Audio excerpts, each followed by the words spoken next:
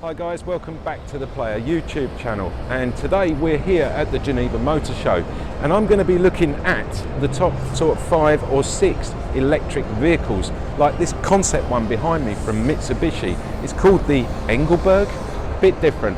So watch on and we're going to give you hopefully a good idea of what you should be buying if you're thinking about buying an electric vehicle.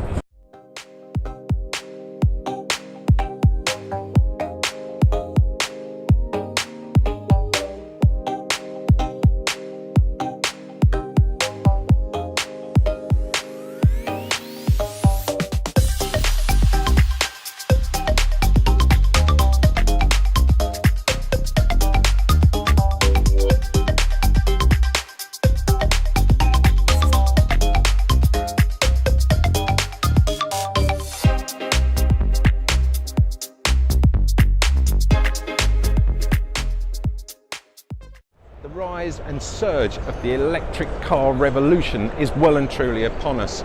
Since 2011, 167,000 cars have been registered in the UK alone, and that is including the Golf, the e-Golf, which is revolutionary as we know. If you buy one of these, the British government will actually give you a £4,500 subsidy on the car, so it makes purchasing a car like this a very worthwhile thing to think about. So what better place to start our electric car segment than here on the BMW stand, and we're actually with the i3, which, as you can see behind me, is a pretty spectacular looking car. It's not only spectacular looking, it's got some great statistics on it. This car will take you 360 kilometers on one charge, and at the same time, during that period, you will be able to get 150 kilometers an hour with a 0 to 60 time of 7 seconds. Takes 4 passengers quite comfortably. Let's take a look around, jump inside and give you the lowdown on it. Right, let's take a look inside the BMW i3, and to be honest with you, it's got a very weird door configuration here. It's actually got suicide doors on it. Look at that, check that out. Makes it so much easier to get in and out of the car. First of all, before we jump in the front, let's see how comfortable it is and how easy it is to get in and out. Well, to be honest, if I was a passenger in here, I've got a double cup holder and it's quite comfortable. Not sure about the headroom, it's very tight and it almost feels like the whole car is moulded to you. Let's check out up front, see what it's got to offer. It's very easy to get in and out. It's a nice touch, but looking at this, it looks like it's been recycled. Maybe that's the whole idea behind this car. Let's see what it's like set up here. Well, as you can see, you've got quite a nice dashboard layout. It's very simple, very digital and very basic, so everything is going to be on a touch system, I would have thought. Steering wheel, well, it's all here as you would expect. Plenty of gizmos, plenty of gadgets. Only a single cup holder in the middle, but we won't knock it for that. Again, it just feels very tight in here, but again, for a lovely little around town car, I think this is perfect. So, as you can probably see, this car's getting a lot of attention. This is the Kia Soul, and this is the all-electric car. And what I love about this car is it comes with Kia's 7-year, 100,000 mile warranty, and that also includes the battery, of course. Charging and range, let's talk about that. So if you're on a fast charger out on the road, the car itself you can charge in 42 minutes, and that's 20 to 80%. It won't allow you to go over 80% because on the fast charge it can damage the battery. If you've got the charging system at home like this one here, then on a 32 kilowatt you will take 9 to 10 hours to fully charge this. So basically you can drive home, plump it in the garage, switch it on, and the next morning it'll be all charged up and ready to go. That range is amazing, 455 kilometers. And from a little motor in here that's producing just over 200 brake horsepower, it's quite an incredible little car. Let you have a little look around it now. You can have a look inside. They don't actually launch this car to the public until the end of 2019. I'm not over keen on the looks, but as far as the economy, I think this has just hit the nail on the head.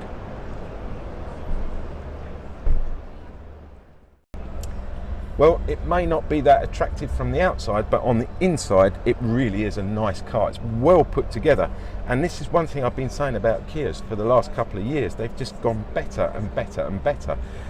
It's a lovely dashboard layout, very, very simple and easy to use. Obviously I'm not going to play around with this one because it is one of the very first cars that they've got, but you do have all your electronic bits and pieces here. You've got a USB charger, 12-volt charger there.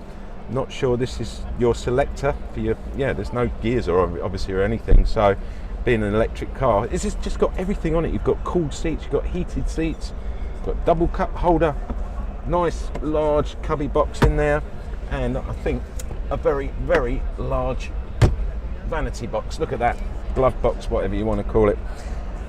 Aircon separate, nice and set up. Yeah, I really think it's a super car. Price wise, let's talk about that when we have a look around the back.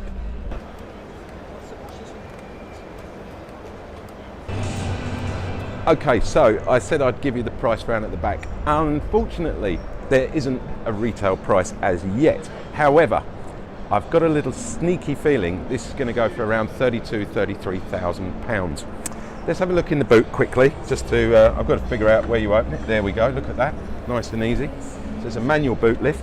In the back here's around 300 litres, but with the seats down it actually goes up to about 800 litres. I don't know, I'm just not over keen on this car. I've actually nicknamed it the ugly car, but you know, beauty is in the eye of the beholder, that's all I will say. So here we are guys, we're on the Nissan stand, and this is Nissan's new electric car, and it's called the Leaf. Now we're actually going to be taking this car out on the road and doing a full road test and review for you in the next 2 or 3 weeks. So enjoy a look around the car now and come back in a few weeks time and we'll give you the full lowdown. One of my favourite little electric cars is the Renault Zoe. It comes as ZE, and that stands for zero emissions. Let's take a look around the car and I'll explain a little bit how this works. So basically you get an all-electric car. It's not a hybrid, it's totally electric. You can see it's being charged here, it's being plugged in. Even though the actual motor itself does look like a petrol engine, but there's no exhaust on it. I can guarantee this is 100% electrical. So the Renault Zoe costs around £20,000. And Renault have come up with this amazing idea because, as you know, batteries, if you own an iPhone or an Android phone, batteries deplete after a certain time. So you get to a point where you can't charge them anymore. And cars are exactly the same, especially electric cars, obviously. This comes with a rental battery, and you pay around about £75 a month, but that covers you at the end of its life when you can't charge it anymore for a replacement or any of the parts that it requires.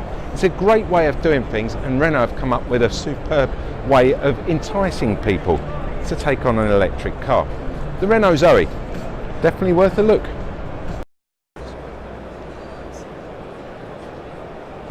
Well, it's not a bad looking car around at the back of the Zoe, and you do get a little wiper here. Let's have a look inside and see what it's all about. It's not a massive boot, and you know, you can pretty much get everything you need in here. Inside here, well, it's just a space really, and I should imagine this is the show model car, but you will get a space saver or a puncture repair kit with it. All round, well, personally, I like the colour.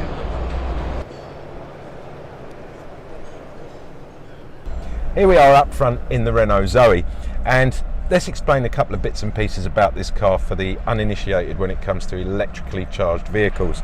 So there are 3 different charging systems available. You've got a supercharged system which will charge this car in around 2.5 hours. That's pretty slow comparing it to some of the competition.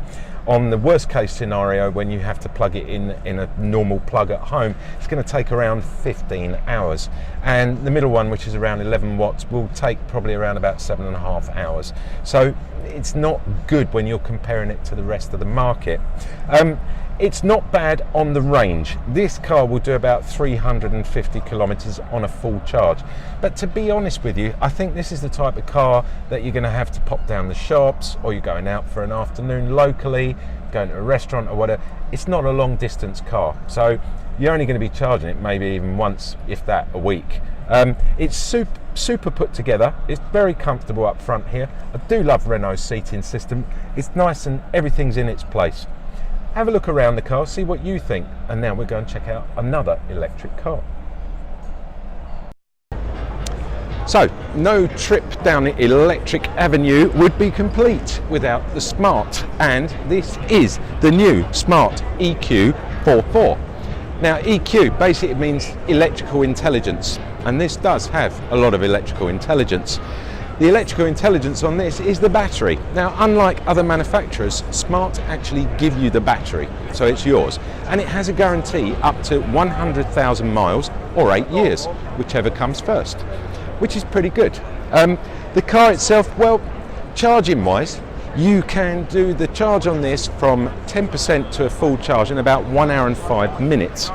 And it will give you a total range, a distance that you can drive this car of 150 kilometers. Which isn't bad. It's not the best, obviously. It's designed more as a sort of run around town car, as you would imagine. But the good thing is, in this one, the Plus 4, when the seats are down at the back, you get linear 1,000 litres of boot space. So it's quite a handy little car as well. I really like this. Me and my cameraman, JP, thank you, we had a rather unpleasant experience in one of these. If you click up here now and you want to see about the BRABUS Smart and see what happened to us, feel free to do so. Let's take a look inside, let's take a look around the back and see if this car is worth £27,000. So this is the little Smart, and it is really smart. That's probably why they call it that. I like all these funky bits and pieces, but don't forget on this car it's all extra, because this is also the BRABUS edition as well. A nice little touch that. Looking around the car, well, it's typical layout for Smart. If you're used to a Smart, then you've got used to these bits and pieces being where they are, because it's pretty standard. The dashboard is really quite funky. It's almost a material, but then the doors are very, very sort of hard, scratchy plastic. I do love the power meter up here, and this is obviously the battery meter below it, so you get your power up the top, and that's your consumption. That's a really cool little touch. Love it. Big screen in the middle, easy heating controls. I'm a big Smart lover. I loved it when we did the BRABUS. That was the petrol version. But unfortunately, Smart now only make electric cars. Good luck to them, because I think this is definitely a solid little car that will sell very well.